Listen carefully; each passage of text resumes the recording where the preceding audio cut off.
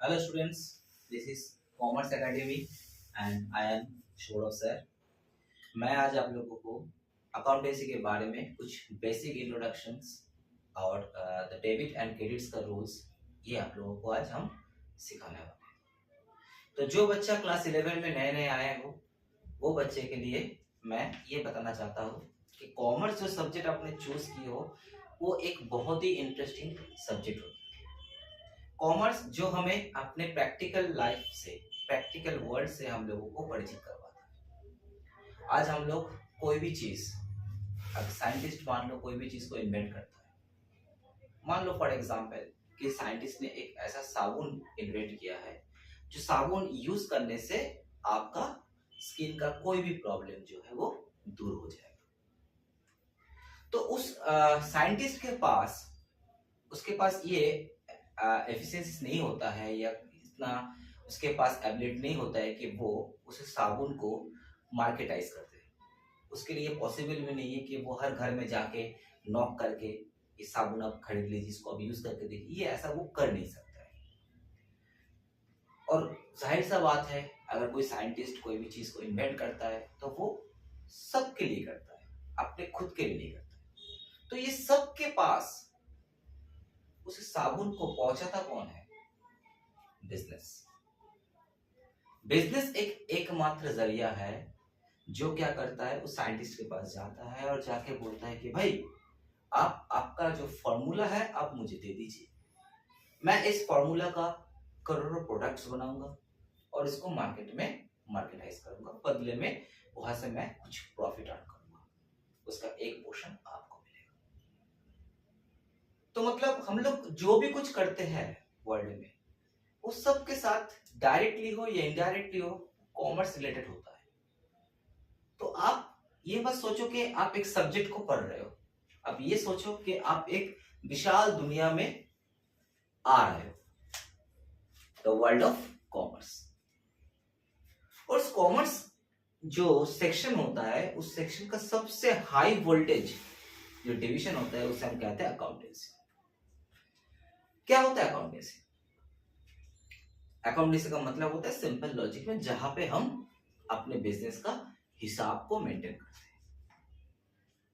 आज एक बिजनेस तो छोड़ दो, मान लो कि बच्चे लोग आपके घर में कभी आपके पापा एक महीने के लिए बाहर जाता है, जाने से पहले आपको बोल के जाता है कि भाई ये 20,000 रुपीज अपने पास रखो, ये पूरा महीना हम बाहर रहेंगे और उस पूरा महीने का जो खर्चा है, घर का जो खर्चा है वो आपको ही चलाना पड़ेगा और इसी पैसे में से आप चलाओ, और जब मैं वापस आऊंगा तो मुझे इसका पॉइंट टू पॉइंट, पैसा टू पैसा हिसाब देना। तो अब तुम्हारे कंधे पे एक बहुत बड़ा जिम्मेदारी आ गया कि ना, हमारे पास पापा ने इतना पैसा दे के गया है तो हमें उसको सोच समझ के खर्च करना चाहिए, अनाप शनाप नहीं खर्चा करेंगे, और जो भी कुछ खर्चा करेंगे उसको लिख के रखेंगे। क्योंकि पापा आकर अगर हमसे पूछते हैं कि भाई जो 20,000 रुपीज आपको दिए थे उसमें से आपने क्या क्या खर्चा किए, कहाँ कहाँ खर्चा किए, तो आप कम से कम दिखा सकते हो कि देखिए ये मेरे पास नोट किया हुआ है, मैंने इस सेक्टर में ये खर्चा किया और ये है अपना बैलेंस। तो सोचो एक महीने के लिए अगर तुम्हारे ऊपर इतना ज्यादा रिस्पॉन्सिबिलिटीज आ जाता है, तो जब तुम लोग एक बिजनेस वर्ल्ड के साथ कनेक्टेड हो, उस केस में तुम सोचो कि तुम जो डिपार्टमेंट को होल्ड करके रखोगे उस डिपार्टमेंट का क्या इंपॉर्टेंस हो सकता है।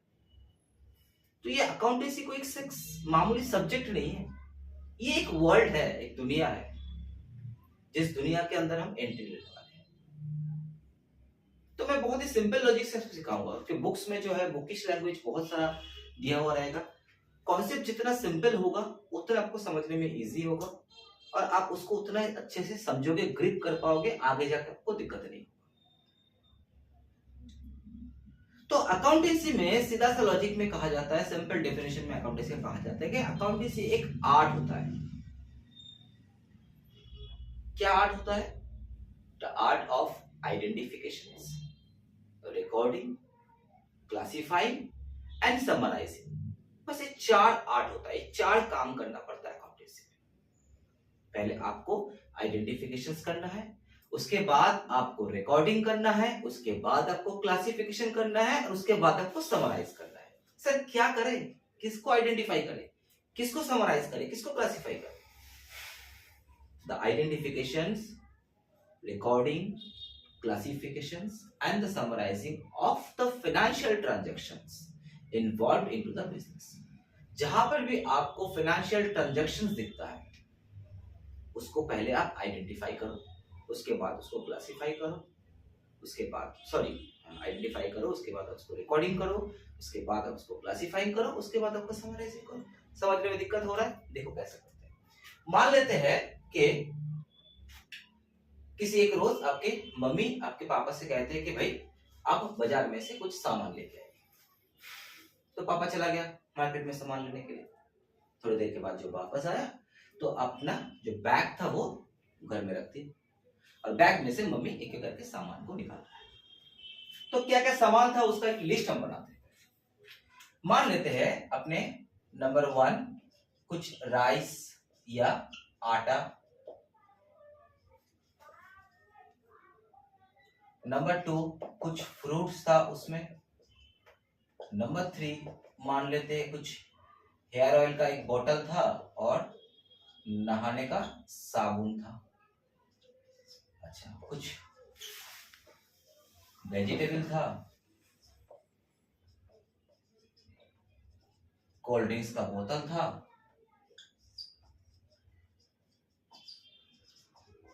न्यूज़पेपर था और एक तो टी शर्ट था। तो ये वो सामान है जो आपके पापा ने लेके आया। ठीक है, चलो। तो आपको मम्मी क्या करेगी?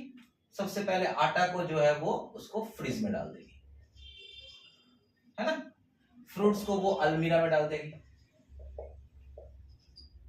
हेयर ऑयल को उसको वो किचन में रख देगी, वेजिटेबल इसको बाथरूम में रख देगी,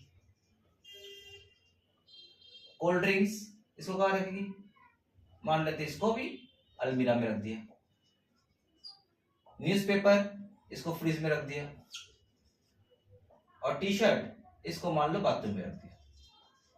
सही है? तो नहीं, गलत है। अब बोलोगे सर ये आप क्या बता रहे हैं, उल्टा पुल्टा चीज। ये सही सीक्वेंस नहीं है।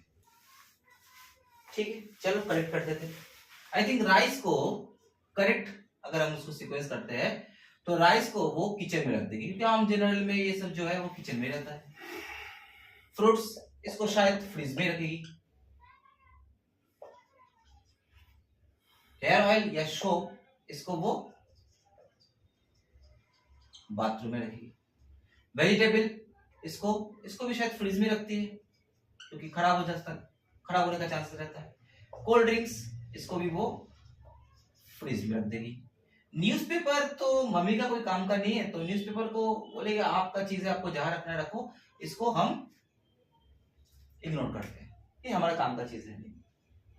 और टी शर्ट को अलमीरा में रखती है। तो ये है सही डायरेक्शन, सही जगह सही चीज रखने का ये है तरीका। तो ये जो तरीका हमने बताया, मतलब ये जो जहां पे जो चीज जाना है वो आपको वो चीज रख रहा है। तो इसके लिए मम्मी कोई बड़ा यूनिवर्सिटी से कोई डिग्री विग्री लेके आया होगा? नहीं ना, इसके लिए कोई डिग्री की जरूरत नहीं पड़ता है। ये कॉमन चीज है, आम आदमी जानता है, बच्चा भी जानता है। छोटा सा बच्चे को पूछ लोगे कि भाई कोल्ड ड्रिंक्स कहाँ रखना है, बोलेगा फ्रिज में रख दीजिए। क्यों फ्रिज में क्यों रखता है, बाथरूम में क्यों नहीं रखता है?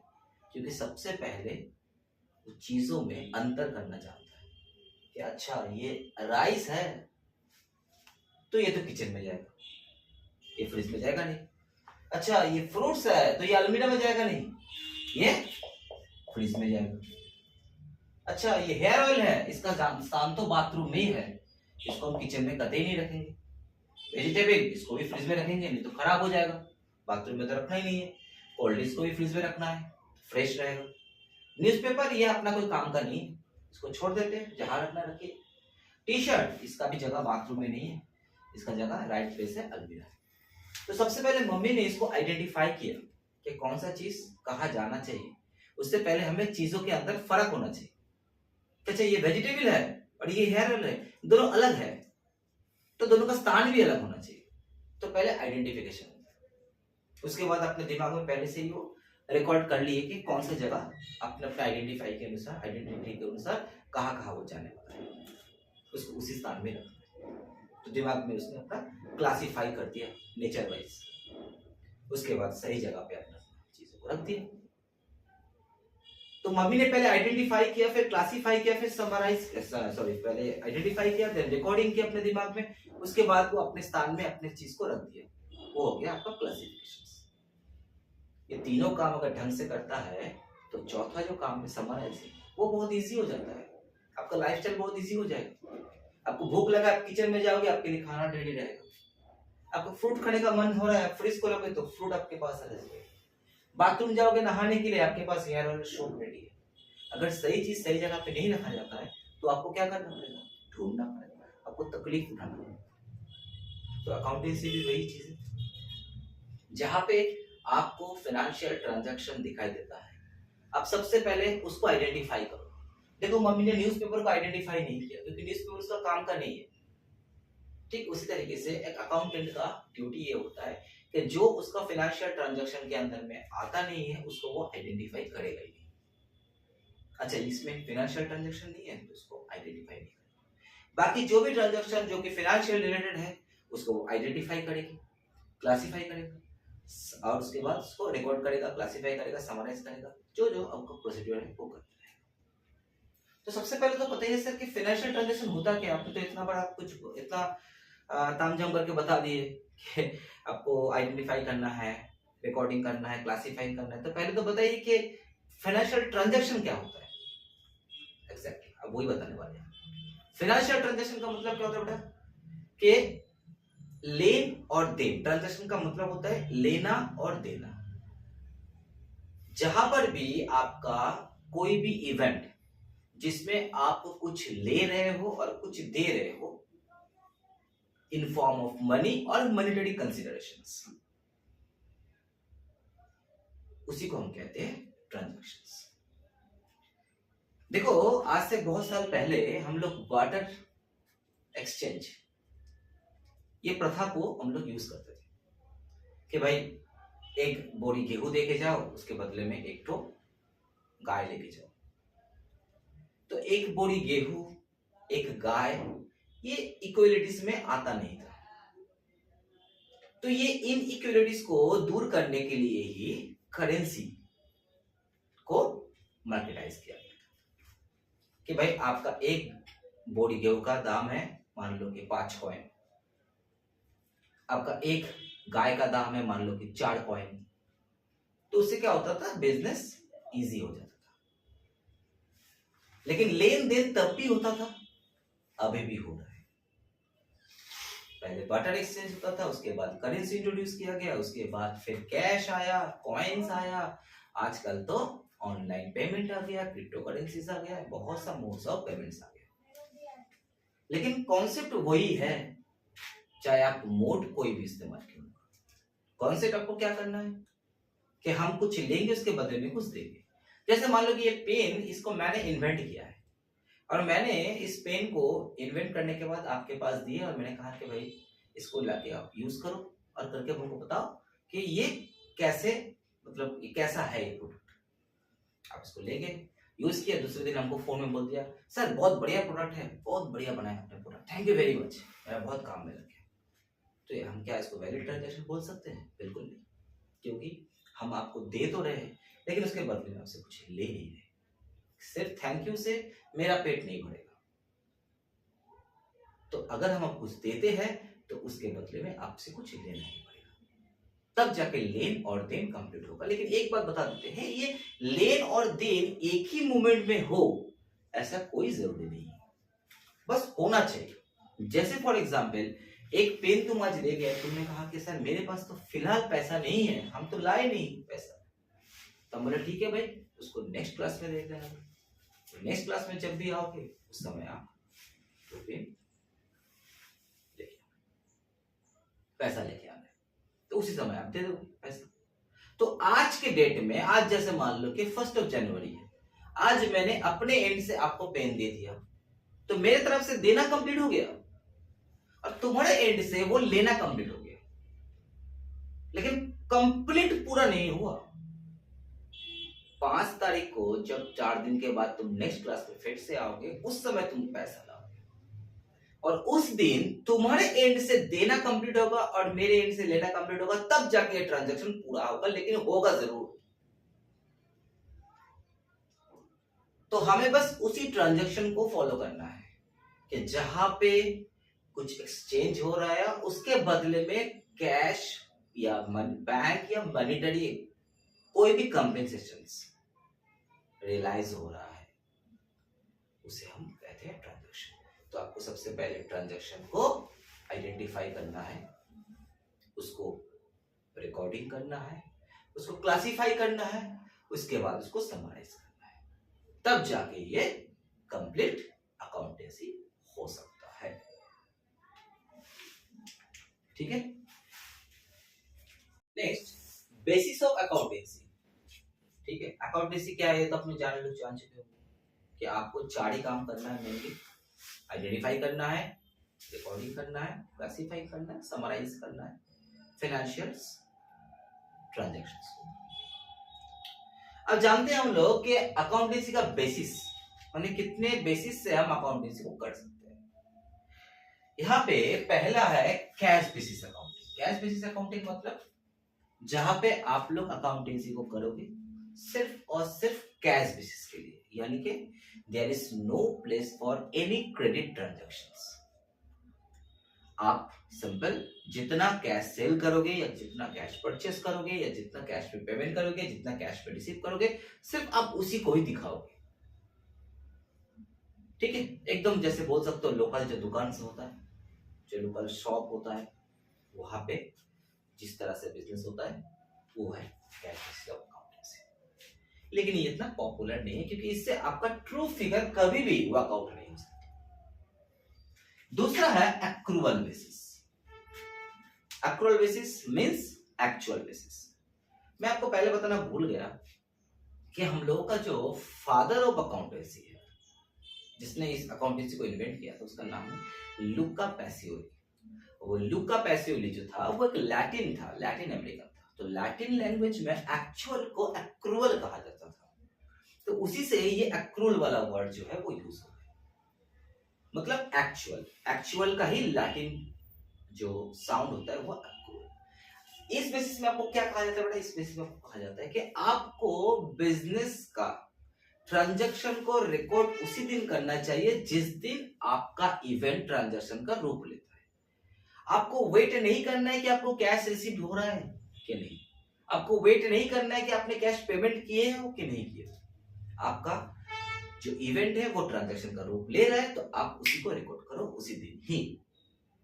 जैसे फॉर एग्जांपल इन दोनों में मैं एक सिंपल एग्जांपल देता हूं, तो आप ही खुद बता पाओगे कि कौन सा मेथड बेस्ट है।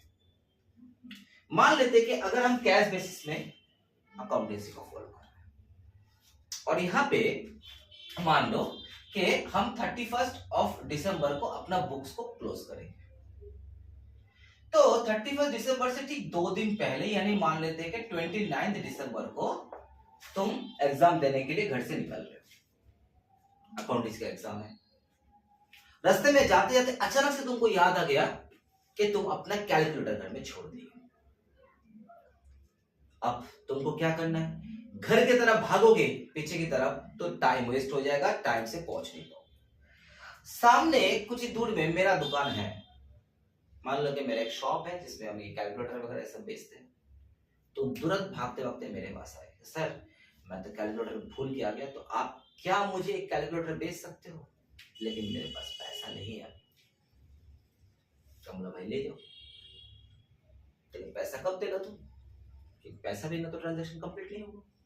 सर मेरा नेक्स्ट एग्जाम जो है वो 5 जनवरी को है, मतलब आज से ठीक 7 दिन के बाद आपको पैसा उसी दिन मिलेगा। तो बोला चलो ठीक है, तुरंत लो और एग्जाम देने जाओ।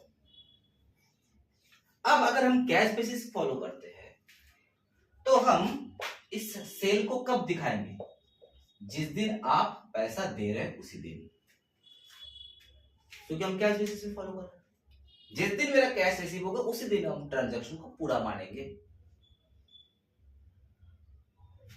लेकिन अगर हम एक्यूरेट बेसिस फॉलो करते हैं तो हम क्या करेंगे, मैंने अभी थोड़ी देर पहले आपको कहा था कि ट्रांजैक्शन का मतलब होता है लेन और देन, लेना और देना, और दो चीज एक ही साथ एक ही मोमेंट में होगा ऐसा कोई जरूरी नहीं है। आपने फिलहाल हमसे ले लिया, आपने बाद में पैसा दे दिया, या फिलहाल आपने दे दिया बाद में पैसा ले लिया, कुछ भी हो सकता है, ट्रांजैक्शन कंप्लीट होना चाहिए। तो अगर हम कैश बेसिस पे फॉलो करते हैं तो हम क्या करेंगे, 29 तारीख वाला डेट को इग्नोर करेंगे और 7 जनवरी वाला डेट को ही अपने ट्रांजैक्शन को रिकॉर्ड करेंगे कि उसी दिन कैश रिसीव हो रहा है। लेकिन सोचो तो एक बात, 31 दिसंबर से पहले मेरा ईयर एंडिंग हो जा रहा है और उस ईयर एंडिंग में वो जो कैलकुलेटर मैंने आपको बेचा था, वो कैलकुलेटर क्या मेरे घर में है? वो तो नहीं है। तो मैंने सेल दिखाया 7 तारीख को, क्योंकि 7 तारीख को पैसा रिसीव हो रहा है, तो 7 तारीख को मैंने इसको ट्रांजैक्शन का रूप दिया। तो 7 तारीख को ट्रांजैक्शन हो रहा है, इसका मतलब है 31 दिसंबर में जब हम ईयर एंड कर रहे हैं, बुक्स को क्लोज कर रहे हैं, उस दिन ये कैलकुलेटर बिक्री नहीं हुआ है। और अगर बिक्री नहीं हुआ है तो वो मेरे घर में ही है, मेरे दुकान में ही है। लेकिन गेस व्हाट, दुकान में है ही नहीं, क्योंकि उसको मैंने 29 तारीख को ही बेच दिए थे आपको। मैंने रिकॉर्ड नहीं किया था, मैं रिकॉर्ड किया 7 तारीख को, उसी दिन मैंने इसको सेल माना, लेकिन एक्चुअल सेल 29 तारीख को हो गया, पैसा रिसीव हुआ 7 तारीख को। तो सोचो अगर कैश बेसिस में हम करते हैं तो 7 तारीख को अगर हम लोग इसको एंट्री को दिखाते हैं, एंट्री को पास करते हैं, इसका मतलब है 31 तारीख या 29 तारीख को कोई भी ट्रांजैक्शन नहीं हुआ है। और ट्रांजैक्शन नहीं हुआ है इसका मतलब है वो प्रोडक्ट मेरे पास ही, मेरे स्टॉक में है, जबकि एक्चुअल में नहीं है। तो ये गलत हो जा रहा है।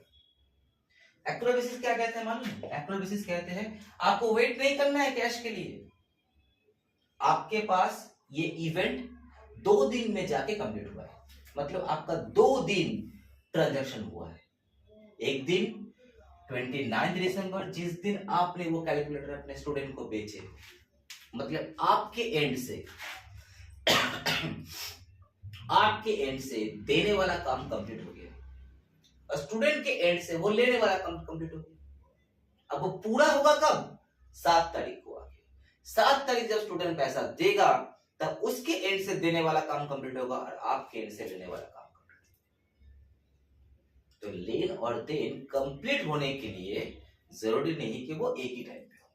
तो इसलिए accrual basis is the best, क्योंकि इस दिन आप अगर 31 दिसंबर को अगर आप ईयर एंड करते हो तो आप दिखा सकते हो कि मेरा स्टॉक आउट हो चुका है, लेकिन पैसा रिसीव नहीं हुआ है।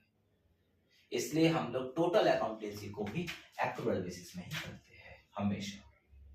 और थर्ड मेथड जो बिल्कुल ही अब लुप्त हो चुका है वो है हाइब्रिड बेसिस, जिसमें कैश बेसिस भी होता है और एक्रूअल बेसिस भी होता है। आप मान के चलो आपका पूरा अकाउंटेंसी जो है अब एक्रूअल बेसिस में ही इसको यूज करना है, ठीक है। ब्रांचेस ऑफ अकाउंटेंसी, इसके बाद का टॉपिक है branches of accountancy. Branches of accountancy में हम देखते हैं कि हमारे पास अकाउंटेंसी का 3 ब्रांचेस होता है। पहले होता है फाइनेंशियल अकाउंटेंसी, कॉस्ट अकाउंटेंसी और मैनेजमेंट अकाउंटेंसी।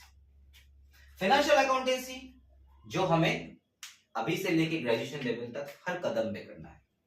मतलब जैसे हो गया ना कि जनरल फिजिशियंस जो होता है, मेडिसिन का डॉक्टर, देखो ना तुमको वो हर हॉस्पिटल में, हर डिस्पेंसरीज में या हर डॉक्टर्स चेंबर में एक मेडिकल जो डॉक्टर जो टीम बैठता है उसमें आपको एक एमबीबीएस, नॉर्मल एमबीबीएस यानी कि मेडिसिन का डॉक्टर आपको मिलेगा ही मिलेगा, जो आपका जनरल ट्रीटमेंट करता है। हमको पेट दर्द होता है तो हम उसके पास जाते हैं, बुखार होता है तो उसके पास जाते हैं, sugar level up down fluctuate करता रहता है तो भी उसी के पास ही जाते हैं, क्योंकि वो जनरल फिजिशियंस। लेकिन जब बीमारी हद से ज्यादा बढ़ जाता है, मतलब कि शुगर लेवल बहुत ज्यादा अप डाउन कर रहा है या बढ़ते जा रहा है, वो रिड्यूस होने का नाम ही नहीं लेता है, तब वो क्या करता था, वो बोलते हैं कि भाई ये जो है बीमारी अब मेरे हाथ से निकल चुका है, आपको किसी एक्सपर्ट का पास जाना चाहिए। तो आपको डायबिटोलॉजिस्ट के पास जाना चाहिए, वो आपको सही ट्रीटमेंट देगा। तो ठीक जैसे जनरल फिजिशियंस होता है मेडिसिन का डॉक्टर, वो होता है फाइनेंशियल अकाउंटेंसी। यानी कि हर बिजनेस में आपको यह बंदा मिलेगा ही मिलेगा, क्योंकि इसके बिना आप टोटल जो बिजनेस का अकाउंट्स है वो आप नहीं कर पाओगे। कॉस्ट अकाउंटेंसी क्या होता है? कॉस्ट अकाउंटेंसी होता है कि स्पेसिफिक ग्राउंड के ऊपर स्पेशल नॉलेज। जैसे आज कोई मैन्युफैक्चरर कोई प्रोडक्ट को इन्वेंट करता है, कोई बनाता है कोई प्रोडक्ट को, और उसका प्राइस भी वही डिसाइड करता है। जैसे ये पेन, ये लग्जर कंपनी ने इस पेन का मार्केट प्राइस 30 रुपीज रखा है। सेम क्वालिटी का पेन रेनॉल्ड्स वाले मान लो कि 28 रुपीज में बेचता है, तो आम पब्लिक किसके पास जाएगा? लग्जर के पास जाएगा कि रेनॉल्ड के पास जाएगा? डेफिनेटली सर रेनॉल्ड के पास जाएगा, 2 रुपया कम दे रहा है सेम क्वालिटी का पेन। तो कभी ये सोचेगा कि एक ही जैसा पेन एक ही जैसा काम करता है, 2 रुपया कब में कैसे बिक्री होता है मार्केट में? इसका मतलब एक खराब मटेरियल दे रहा होगा, या उसका कोई एक्स्ट्रा कॉस्ट नहीं है, जो भी हो। तो हम क्या करते हैं, हम उसको एनालाइज करने के लिए अगर जाते हैं कि भाई ये 30 रुपए में दे रहे, आप 28 में कैसे दे रहे हो? तो डेफिनेटली जो आदमी माल बेच रहा है वो कम प्रॉफिट कमा रहा होगा, या रद्दी क्वालिटी का माल दे रहा होगा? नहीं, आप जाके सर्वे किए तो सेम प्रॉफिट कमा रहा है। जितना प्रॉफिट रेनॉल्ड वाला दे रहा है उतना प्रॉफिट लक्सर वाला भी दे रहा है, तो रेनॉल्ड का दाम कम कैसे हो गया? तो घटिया क्वालिटी यूज कर रहा है? नहीं, घटिया क्वालिटी भी यूज नहीं कर रहा है, अच्छा क्वालिटी है। तो आप क्या किए, उसकी जांच पड़ताल चालू कर दी कि ऐसा क्या वो कर रहा है कि वो 2 रुपया करके मार्केट प्राइस को कम करके दे रहा है प्रोडक्ट के पीछे। तब जाकर आपको पता चलता है कि रेनॉल्ड वाले ने अपना जो कॉस्ट अकाउंटेंसी है वो किसी कॉस्ट अकाउंटेंट से बनवाया जो कि एक्सपर्ट है। Cost accountant not only liable to classifying, recording, summarizing, वो तो हर कोई बंदा कर लेता है। They are also liable to control the cost, क्योंकि उसके पास एक्सपर्ट नॉलेज है। वो सिर्फ रिकॉर्डिंग, क्लासिफाइंग, समराइजिंग तक ही मौजूद नहीं रहता है, वो कॉस्ट को कंट्रोल भी करता है। ये किस तरह से हम कॉस्ट को कंट्रोल करें, काबू में लाए। तो देखा जाए कि लक्सर कंपनी अपना कॉस्ट को कंट्रोल नहीं कर पा रहा है, इसलिए उसका दाम ज्यादा है। रेनॉल्ड वाले अपना कॉस्ट को कंट्रोल करते हैं क्योंकि उसके पास एफिशिएंट कॉस्ट अकाउंटिंग डिपार्टमेंट है। तीसरा होता है मैनेजमेंट अकाउंटिंग। मैनेजमेंट अकाउंटिंग क्या होता है? मैनेजमेंट का काम क्या होता है? डिसीजंस लेना, सर्वे करना, एनालाइज करना रिपोर्ट को और डिसीजंस लेना। तो वो एनालाइज कौन सा रिपोर्ट को करेगा? उसके पास फाइनेंशियल अकाउंटेंसी अपना रिपोर्ट पेश करेगा, उसके पास कॉस्ट अकाउंटेंसी अपना रिपोर्ट पेश करेगा, और वो दोनों रिपोर्ट को जांच पड़ताल करके उसमें जो जो जहां पे लूप होल से उसको निकालेगा, जहां जहां अटेंशन देना है वो देगा, करके वो अपना अकाउंटेंसी करता है जिसका नाम है मैनेजमेंट अकाउंटेंसी। तो आपको क्लास 11 में या 12 में ना तो कॉस्ट अकाउंटेंसी करना है ना ही मैनेजमेंट अकाउंटेंसी करना है, ये सब डिग्री कोर्स का है। आपको बस फोकस करना है फाइनेंशियल अकाउंटेंसी में, जहां पे आपको बस वही 4 ही काम करना है जो हमने पहले स्टार्टिंग में कहा। आपको ट्रांजैक्शन देखना है, उसको पहचानना है, उसको रिकॉर्डिंग करना है, क्लासिफाई करना है, समराइज करना है। ठीक है।